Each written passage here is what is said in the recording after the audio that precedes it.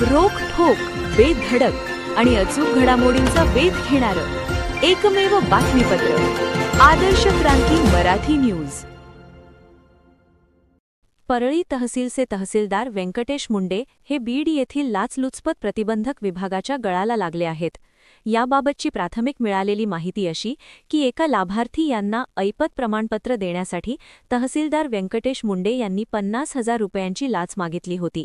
परंतु तडजोडीनंतर 20,000 रुपये स्वीकारताना परळीचे तहसीलदार व्यंकटेश मुंडे यांना लाचलुचपत प्रतिबंधक विभागाच्या पथकाने ताब्यात घेतले. या प्रकरणी परळी पोलिसांत गुन्हा दाखल करण्याची प्रक्रिया सुरू आहे.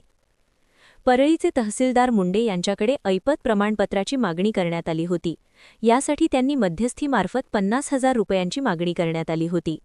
तडजोडीनंतर 20,000 रुपये देण्याची तयारी दाखवली गेली. मात्र लाच देण्याची मानसिकता नसल्याने फिर्यादीने बीड येथील लाचलुचपत विभागाकडे तक्रार केली. सदरील प्रकरणाची खात्री केल्यानंतर लाचलुचपत विभागाच्या पथकाने सापळा रचला. परंतु सापळा लावला असल्याचे तहसीलदार मुंडे यांच्या लक्षात आल्यानंतर मुंडे यांनी पैसे घेण्यासाठी नकार दिला. मात्र मागणी केल्याचे सिद्ध झाल्यानंतर त्यांच्यावर कारवाई करण्यात आली आहे. या प्रकरणी परळी पोलिसांत गुन्हा दाखल करण्याची प्रक्रिया सुरू आहे. या प्रकरणामुळे बीड जिल्हा महसूल विभागात खळबळ माजली आहे. या कारवाईचे सर्व स्तरातून कौतुक केले जात आहे. आदर्श क्रांती मराठी न्यूज चॅनलला लाईक करा, शेअर करा आणि सबस्क्राईब करा.